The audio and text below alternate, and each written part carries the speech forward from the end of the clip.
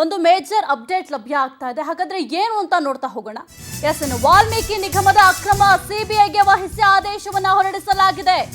ಮಹತ್ವದ ಆದೇಶವನ್ನ ಹೈಕೋರ್ಟ್ ಹೊರಡಿಸಿ ಆದೇಶವನ್ನ ನೀಡಿದೆ. ಎಲ್ಲಾ ದಾಖಲೆಗಳನ್ನ ಸಿಬಿಐಗೆ ವಹಿಸಲು ನಿರ್ದೇಶನವನ್ನ ನೀಡಲಾಗಿದೆ. ವಾಲ್ಮೀಕಿ ನಿಗಮದಲ್ಲಿ ಬಹುಕೋಟಿ ಹಗರಣ ಆಗಿತ್ತು. ಈ ಪ್ರಕರಣಕ್ಕೆ ಸಂಬಂಧಪಟ್ಟಂತೆ ಮಹತ್ವದ ಆದೇಶವನ್ನ ಹೈಕೋರ್ಟ್ ಹೊರಡಿಸಿದೆ. ಎಲ್ಲಾ ದಾಖಲೆಗಳನ್ನು ಕೂಡ ಸಿಬಿಐಗೆ ವಹಿಸಲು ಈಗಾಗಲೇ ನಿರ್ದೇಶನವನ್ನ ನೀಡಲಾಗಿದೆ. ಏನೆಲ್ಲ ದಾಖಲೆಗಳಿದಾವೆ ಅದೆಲ್ಲವನ್ನು ಕೂಡ ನೀಡುವಂತೆ ನಿರ್ದೇಶನವನ್ನ ನೀಡಲಾಗಿದೆ. ವಾಲ್ಮೀಕಿ ನಿಗಮ ಪ್ರಕರಣದಲ್ಲಿ ಸಚಿವ ನಾಗೇಂದ್ರ ಕೂಡ ರಾಜೀನಾಮೆಯನ್ನ ನೀಡಿದ್ರು. ವಾಲ್ಮೀಕಿ ನಿಗಮದಲ್ಲಿ ಬಹುಕೋಟಿ ಹಗರಣ ಆಗಿತ್ತು. ಈ ಹಗರಣದಲ್ಲಿ ಸಾಕಷ್ಟು ಪ್ರಭಾವಿಗಳ ಹೆಸರು ಕೂಡ ಕೇಳ ಬಂದಿತ್ತು. ಹಾಗಾಗಿ ಸಾಕಷ್ಟು ದಾಖಲೆಗಳನ್ನು ಕೂಡ ಸಂಗ್ರಹ ಮಾಡಲಾಗಿತ್ತು. ಈ ಎಲ್ಲಾ ದಾಖಲೆಗಳನ್ನು ಕೂಡ ಸಿಬಿಐಗೆ ವಹಿಸಲು ಈಗ ನಿರ್ದೇಶನವನ್ನ ಹೈಕೋರ್ಟ್ ಕೊಟ್ಟಿದೆ. ಏನೆಲ್ಲ ಮಹತ್ವದ ದಾಖಲೆಗಳಿದ್ದಾವೆ ಅದೆಲ್ಲ ಮಹತ್ವದ ದಾಖಲೆಗಳನ್ನ ಸಿಬಿಐಗೆ ವಹಿಸಬೇಕು ಅಂತ ನಿರ್ದೇಶನವನ್ನ ನೀಡಲಾಗಿದೆ. ವಾಲ್ಮೀಕಿ ನಿಗಮದ ಅಕ್ರಮ ಸಿಬಿಐಗೆ ವಹಿಸಿ ಇದೀಗ ಹೈಕೋರ್ಟ್ ಆದೇಶವನ್ನ ಹೊರಡಿಸಿದೆ. ಸಿಬಿಐಗೆ ಈ ಪ್ರಕರಣವನ್ನು ವಹಿಸಬೇಕು ಅಂತ ಸಾಕಷ್ಟು ಕೂಗು ಕೂಡ ಕೇಳಿ ಬರ್ತಾ ಇತ್ತು. ಇದರ ಬೆನ್ನಲ್ಲೇ ಮಹತ್ವದ ಆದೇಶವನ್ನು ಹೈಕೋರ್ಟ್ ಹೊರಡಿಸಿದೆ. ವಾಲ್ಮೀಕಿ ನಿಗಮ ಪ್ರಕರಣದಲ್ಲಿ ಸಚಿವ ನಾಗೇಂದ್ರ ಅವರು ರಾಜೀನಾಮೆಯನ್ನು ಕೂಡ ಕೊಟ್ಟಿದ್ರು. ಹೈಕೋರ್ಟ್ಗೆ ಅರ್ಜಿಯನ್ನ ಸಲ್ಲಿಸಿದ ಹಲವು ಬಿಜೆಪಿ ಮುಖಂಡರು ಪ್ರಕರಣ ಸಿಬಿಐ ತನಿಖೆಗೆ ಮನವಿಯನ್ನ ಮಾಡಿ ಅರ್ಜಿಯನ್ನ ಸಲ್ಲಿಕೆ ಕೂಡ ಮಾಡಲಾಗಿತ್ತು. ವಿಚಾರಣೆಯನ್ನ ನಡೆಸಿ ಪ್ರಕರಣ ಸಿಬಿಐಗೆ ವಹಿಸಿ ಹೈಕೋರ್ಟ್ ಮಹತ್ವದ ಆದೇಶವನ್ನ ಹೊರಡಿಸಿದೆ. ಹೈಕೋರ್ಟ್ಗೆ ಅರ್ಜಿಯನ್ನ ಬಿಜೆಪಿ ಮುಖಂಡರು ಸಲ್ಲಿಕೆಯನ್ನ ಮಾಡಿದ್ರು. ಈ ಬಹುಕೋಟಿ ಹಗರಣ ಏನಾಗಿದೆ ವಾಲ್ಮೀಕಿ ನಿಗಮದಲ್ಲಿ ಈ ಪ್ರಕರಣವನ್ನ ಸಿಬಿಐಗೆ ವಹಿಸಬೇಕು ಅಂತ ಮನವಿಯನ್ನ ಮಾಡಿದ್ರು, ಅರ್ಜಿಯನ್ನ ಸಲ್ಲಿಕೆ ಮಾಡಿದ್ರು. ಇದರ ಬೆನ್ನಲ್ಲೇ ಈ ಪ್ರಕರಣವನ್ನ ಸಿಬಿಐಗೆ ವಹಿಸಿ ಹೈಕೋರ್ಟ್ ಮಹತ್ವದ ಆದೇಶವನ್ನ ಹೊರಡಿಸಿದೆ. ಏನೆಲ್ಲ ದಾಖಲೆಗಳಿದ್ದಾವೆ ಅದೆಲ್ಲ ದಾಖಲೆಗಳನ್ನ ಕೂಡ ಸಿಬಿಐಗೆ ವಹಿಸಬೇಕು ಅಂತ ಹೈಕೋರ್ಟ್ ನಿರ್ದೇಶನವನ್ನು ಕೂಡ ಕೊಟ್ಟಿದೆ.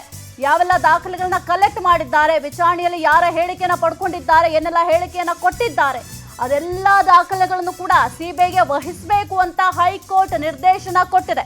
ಇನ್ನು ಹೈಕೋರ್ಟ್ಗೆ ಹಲವು ಬಿಜೆಪಿ ಮುಖಂಡರು ಅರ್ಜಿಯನ್ನ ಸಲ್ಲಿಸಿದ್ರು. ಈ ಪ್ರಕರಣವನ್ನ ಸಿಬಿಐಗೆ ವಹಿಸಬೇಕು, ಸಿಬಿಐಗೆ ವಹಿಸಿ ಅಂತ ಹಲವು ಮುಖಂಡರು ಅರ್ಜಿಯನ್ನ ಸಲ್ಲಿಸಿದ್ರು. ಅರ್ಜಿ ಸಲ್ಲಿಕೆಯ ಬೆನ್ನಲ್ಲೇ ಈ ಪ್ರಕರಣವನ್ನ ಸಿಬಿಐ ತನಿಖೆಗೆ ಒಪ್ಪಿಸಲಾಗಿದೆ. ಹೈಕೋರ್ಟ್ ಮಹತ್ವದ ಆದೇಶವನ್ನ ಕೊಟ್ಟಿದೆ. ಯಾವ ರೀತಿ ವಿಚಾರಣೆ ಆಗಿದೆ, ಈ ವಿಚಾರಣೆಯ ಸಂದರ್ಭದಲ್ಲಿ ಏನೆಲ್ಲ ದಾಖಲೆಗಳನ್ನ ವಶಪಡಿಸಿಕೊಳ್ಳಲಾಗಿದೆ, ಯಾರ್ಯಾರು ಹೇಳಿಕೆಯನ್ನ ಪಡ್ಕೊಂಡಿದ್ದಾರೆ, ಹೇಳಿಕೆಯಲ್ಲಿ ಅವರು ಏನೆಲ್ಲ ಹೇಳಿದ್ದಾರೆ, ಇನ್ನು ಸಚಿವ ನಾಗೇಂದ್ರ ಅವರು ಈ ಪ್ರಕರಣಕ್ಕೆ ಸಂಬಂಧಪಟ್ಟಂತೆ ರಾಜೀನಾಮೆಯನ್ನು ಕೂಡ ಕೊಡಬೇಕಾದಂತಹ ಸಂದರ್ಭ ಬಂತು. ಆ ಸಂದರ್ಭದಲ್ಲಿ ಅವರ ವಿಚಾರಣೆಯನ್ನ ಯಾವ ರೀತಿ ಮಾಡಿದ್ರು, ವಿಚಾರಣೆಯಲ್ಲಿ ಅವರು ಯಾವೆಲ್ಲ ಮಾಹಿತಿಯನ್ನ ಹಂಚಿಕೊಂಡಿದ್ದಾರೆ, ಯಾವೆಲ್ಲ ಮಾಹಿತಿಯ ಬಗ್ಗೆ ತಿಳಿಸಿದ್ದಾರೆ, ಯಾವ ಆಯಾಮದಲ್ಲಿ ವಿಚಾರಣೆಯನ್ನ ಮಾಡಿದ್ರು, ಎಲ್ಲಾ ದಾಖಲೆಗಳೇನಿದ್ದಾವೆ ಅದೆಲ್ಲ ದಾಖಲೆಗಳನ್ನು ಕೂಡ ಸಿಬಿಐಗೆ ವಹಿಸಬೇಕು ಅಂತ ಹೈಕೋರ್ಟ್ ಮಹತ್ವದ ಆದೇಶವನ್ನ ಹೊರಡಿಸಿದೆ. ಇನ್ನು ಈ ವಾಲ್ಮೀಕಿ ನಿಗಮದಲ್ಲಿ ಬಹುಕೋಟಿ ಹಗರಣ ಆಗಿತ್ತು. ಈ ಹಗರಣಕ್ಕೆ ಸಂಬಂಧಪಟ್ಟಂತೆ ಈ ಪ್ರಕರಣವನ್ನ ದಯಮಾಡಿ ನೀವು ಸಿಬಿಐ ತನಿಖೆಗೆ ವಹಿಸಬೇಕು ಅಂತ ಬಿಜೆಪಿ ಮುಖಂಡರು ಹಲವು ಬಾರಿ ಮನವಿಯನ್ನು ಕೂಡ ಸಲ್ಲಿಕೆಯನ್ನ ಮಾಡಿದ್ರು. ಇದೀಗ ಆ ಮನವಿಗೆ ಸ್ಪಂದಿಸಿದ ಹೈಕೋರ್ಟ್ ಈ ಪ್ರಕರಣವನ್ನ ಸಿಬಿಐಗೆ ವಹಿಸಿ ಆದೇಶವನ್ನ ನೀಡಿದೆ.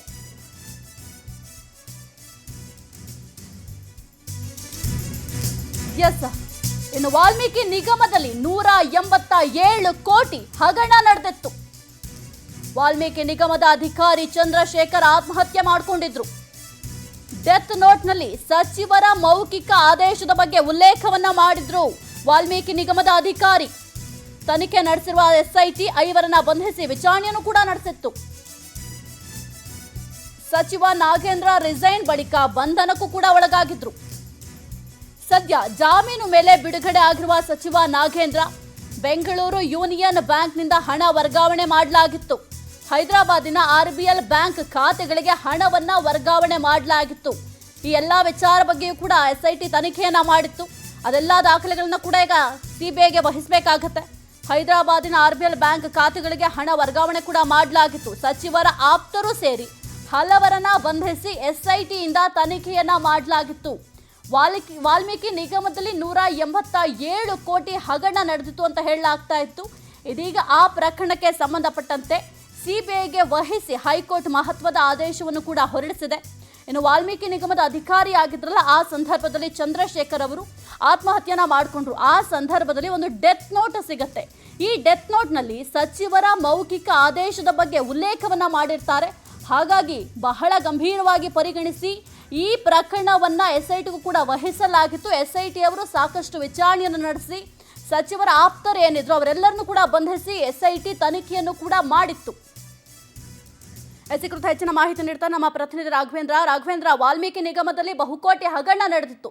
ಈ ಪ್ರಕರಣಕ್ಕೆ ಸಂಬಂಧಪಟ್ಟಂತೆ ವಾಲ್ಮೀಕಿ ನಿಗಮದ ಅಕ್ರಮವನ್ನ ಸಿಬಿಐಗೆ ವಹಿಸಿ ಹೈಕೋರ್ಟ್ ಮಹತ್ವದ ಆದೇಶವನ್ನು ಹೊರಡಿಸಿದೆ. ಏನೆಲ್ಲ ಅಪ್ಡೇಟ್ಸ್ ಇದೆ ಈ ವಿಚಾರಕ್ಕೆ ಸಂಬಂಧಪಟ್ಟಂತೆ?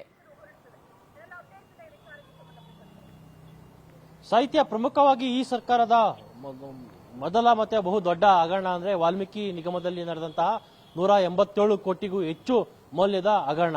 ಈ ಪ್ರಕರಣಕ್ಕೆ ಸಂಬಂಧಪಟ್ಟಂತೆ ದೊಡ್ಡ ಮಟ್ಟದಲ್ಲಿ ಸದ್ದು ಆಗಿತ್ತು. ವಿಪಕ್ಷಗಳು ಸಹ ಸಾಕಷ್ಟು ಹೋರಾಟವನ್ನ ಮಾಡಿದ್ವು. ಜೊತೆಗೆ ಈ ಇಲಾಖೆಯಲ್ಲಿ ಹಣಕಾಸು ಸಚಿವರಾಗಿದ್ದು ಸಿಎಂ ಅವರು, ಹಣಕಾಸು ಸಚಿವರಾಗಿರ್ತಕ್ಕಂಥ ಸಿಎಂ ಅವ್ರ ಬಳಿನೇ ಹಣಕಾಸು ಖಾತೆ ಇದೆ. ಈಗ ಇಷ್ಟು ದೊಡ್ಡ ಮಟ್ಟದ ಹಣ ಹೇಗೆ ವರ್ಗಾವಣೆ ಆಗುತ್ತೆ ಅನ್ನೋ ನಿಟ್ಟಿನಲ್ಲಿ ಸಾಕಷ್ಟು ಟೀಕೆಗಳು ಸಹ ವ್ಯಕ್ತವಾಗಿದ್ದು, ಜೊತೆಗೆ ಅದರ ಸಚಿವರಾಗಿರ್ತಕ್ಕಂಥ ನಾಗೇಂದ್ರ ಅವರಿಗೆ ಇದನ್ನು ಕೊಟ್ಬಿಟ್ಟು ಅವರನ್ನ ಸಹ ಸಚಿವ ಸ್ಥಾನದಿಂದ ಕಿಕ್ಔಟ್ ಮಾಡಲಾಗಿತ್ತು. ಜೊತೆಗೆ ಇಡಿಯಿಂದ ನಾಗೇಂದ್ರ ಅವರು ಬಂಧನಕ್ಕೂ ಸಹ ಒಳಗಾಗಿದ್ರು. ಯಾಕಂದ್ರೆ ಈ ಹಣದ ವರ್ಗಾವಣೆ ಏನಿದೆ ಆ ವರ್ಗಾವಣೆ ವಿಚಾರದಲ್ಲಿ ಇಡಿ ಎಂಟ್ರಿ ಆಗುತ್ತೆ. ಇಡಿ ತನಿಖೆಯನ್ನು ನಡೆಸಿದಂತಹ ಸಂದರ್ಭದಲ್ಲಿ ನಾಗೇಂದ್ರ ಅವರನ್ನ ಬಂಧಿಸಿ ಸುಮಾರು ತಿಂಗಳುಗಟ್ಟೆ ಕಾಲ ಅವರನ್ನ ಜೈಲಿನಲ್ಲೂ ಸಹ ಇಟ್ಟಿತ್ತು. ಇದೀಗ ಈ ಪ್ರಕರಣಕ್ಕೆ ಸಂಬಂಧಪಟ್ಟಂತೆ ಬಿಜೆಪಿಯ ಹಿರಿಯ ನಾಯಕರಾಗಿರ್ತಕ್ಕಂಥ ಅರವಿಂದ್ ಲಿಂಬಾವಳಿ ಅವರು ಹಾಗೆ ಬಿಜೆಪಿಯಿಂದ ಉಚ್ಚಾಟನೆಯಾಗಿರ್ತಕ್ಕಂಥ ಬಸನಗೌಡ ಪಾಟೀಲ್ ಯತ್ನಾಳ್ ಅವರು ಹೈಕೋರ್ಟ್ಗೆ ಒಂದು ಮನವಿಯನ್ನು ಸಲ್ಲಿಸಿರ್ತಾರೆ. ಈ ಕೇಸನ್ನ ಸಂಪೂರ್ಣವಾಗಿ ಸಿಬಿಐಗೆ ವಹಿಸಬೇಕು ಅಂತ ಸಹ ಮನವಿಯನ್ನು ಸಲ್ಲಿಸಿರ್ತಾರೆ.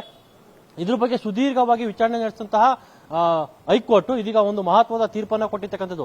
ಈ ವಾಲ್ಮೀಕಿ ಅಭಿವೃದ್ಧಿ ನಿಗಮದಲ್ಲಿ ಆಗಿರ್ತಕ್ಕಂತಹ ಒಂದು ಭ್ರಷ್ಟಾಚಾರ ಏನಿದೆ, ಈ ಭ್ರಷ್ಟಾಚಾರದ ವಿಸ್ತೃತವಾಗಿರ್ತಕ್ಕಂತಹ ವರದಿಯನ್ನ ಈ ಕೂಡಲೇ ನೀವು ಸಿಬಿಐಗೆ ಒಪ್ಪಿಸಬೇಕು, ಸಿಬಿಐಗೆ ತನಿಖೆ ನಡೆಸುವಂತೆ ಈಗ ಹೈಕೋರ್ಟ್ ಅಸ್ತು ಹೊಂದಿರ್ತಕ್ಕಂಥದ್ದು. ಹೀಗಾಗಿ ಮತ್ತೆ ನಾಗೇಂದ್ರ ಅವರಿಗೆ ದೊಡ್ಡ ಮಟ್ಟದ ಸಂಕಷ್ಟ ಇದರಲ್ಲಿ ಎದುರಾಗಿದೆ. ಜೊತೆಗೆ ಸರ್ಕಾರಕ್ಕೂ ಸಹ ದೊಡ್ಡ ಮಟ್ಟದ ಸಂಕಷ್ಟ ಎದುರಾಗುವ ಸಾಧ್ಯತೆಗಳು ದಟ್ಟವಾಗಿದ್ದಾವೆ. ಯಾಕಂದ್ರೆ ಆಗ ಫೈನಾನ್ಸ್ ಡಿಪಾರ್ಟ್ಮೆಂಟ್ ಮುಖ್ಯಸ್ಥರಾಗಿರ್ತಕ್ಕಂಥವ್ರು ಅತೀಕು, ಜೊತೆಗೆ ಸಿಎಂ ಅವರೇ ಫೈನಾನ್ಸ್ ಖಾತೆಯನ್ನು ಸಹ ನಿಭಾಯಿಸ್ತಾ ಇದ್ರು. ಹೀಗಾಗಿ ಸಿಎಂ ಅವರ ಗಮನಕ್ಕೆ ಬರದಾಗಿನೇ ಈ ರೀತಿ ಹಣ ವರ್ಗಾವಣೆ ಯಾವ ರೀತಿ ಆಯ್ತು ಅನ್ನೋದ್ರ ಬಗ್ಗೆ ಸಹ ಸಾಕಷ್ಟು ಟೀಕೆಗಳು ವ್ಯಕ್ತವಾಗಿದ್ದು. ಆದ್ರೆ ಆಗ ನಡೆದಂತಹ ಲೋಕಸಭಾ ಚುನಾವಣೆ ಏನಿತ್ತು ಆ ಚುನಾವಣೆಗೆ ಈ ಹಣವನ್ನ ಬಳಸಿಕೊಂಡಿದ್ದಾರೆ ಅಂತ ಸಹ ಬಿಜೆಪಿ ನಾಯಕರು ಆರೋಪವನ್ನ ಮಾಡಿದ್ರು. ಜೊತೆಗೆ ಅದಕ್ಕೆ ಪೂರಕವಾಗಿ ಹೈದರಾಬಾದ್ನ ಕೆಲವೊಂದಿಷ್ಟು ಕಂಪನಿಗಳಿಗೆ ಇಲ್ಲಿಂದ ಹಣ ವರ್ಗಾವಣೆ ಆಗಿರ್ತಕ್ಕಂಥದ್ದು ಸಹ ಮೇಲ್ನೋಟಕ್ಕೆ ಸಾಕ್ಷಿಗಳು ಸಹ ಸಿಕ್ಕಿರ್ತಕ್ಕಂಥದ್ದು.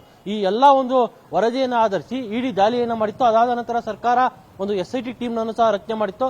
ಎಸ್ಐಟಿ ಟೀಮ್ ಸಹ ವಿಚಾರಣೆಯನ್ನು ನಡೆಸಿ ಕೋರ್ಟ್ಗೆ ಒಂದು ವರದಿಯನ್ನು ಸಹ ಸಲ್ಲಿಸಿತ್ತು.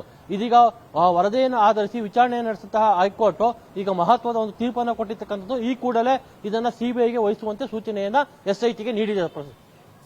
ಓಕೆ, ಥ್ಯಾಂಕ್ ಯು ರಾಘವೇಂದ್ರ ನಿಮ್ಮೆಲ್ಲ ಮಾಹಿತಿಗಾಗಿ. ಇನ್ನು ವಾಲ್ಮೀಕಿ ನಿಗಮದ ಅಕ್ರಮವನ್ನ ಸಿಬಿಐಗೆ ವಹಿಸಿ ಈಗ ಹೈಕೋರ್ಟ್ ಆದೇಶವನ್ನ ಹೊರಡಿಸಿದೆ. ಹಲವು ಬಿಜೆಪಿ ಮುಖಂಡರು ಕೂಡ ಹೈಕೋರ್ಟ್ಗೆ ಅರ್ಜಿಯನ್ನ ಸಲ್ಲಿಕೆ ಮಾಡಿದ್ರು. ಈ ಪ್ರಕರಣವನ್ನ ನೀವು ಸಿಬಿಐಗೆ ವಹಿಸಬೇಕು, ಎಸ್ಐಟಿ ತನಿಖೆಯನ್ನ ಮಾಡ್ತಾ ಇದೆ, ಆದ್ರೂ ಕೂಡ ಈ ಪ್ರಕರಣ ಸಿಬಿಐಗೆ ಹೋದ್ರೆ ಒಳ್ಳೇದು ಅಂತ ಮನವಿಯನ್ನ ಮಾಡಿದ್ರು. ಇದೀಗ ಸಿಬಿಐಗೆ ವಹಿಸಿ ಹೈಕೋರ್ಟ್ ಆದೇಶವನ್ನ ಹೊರಡಿಸಿದೆ.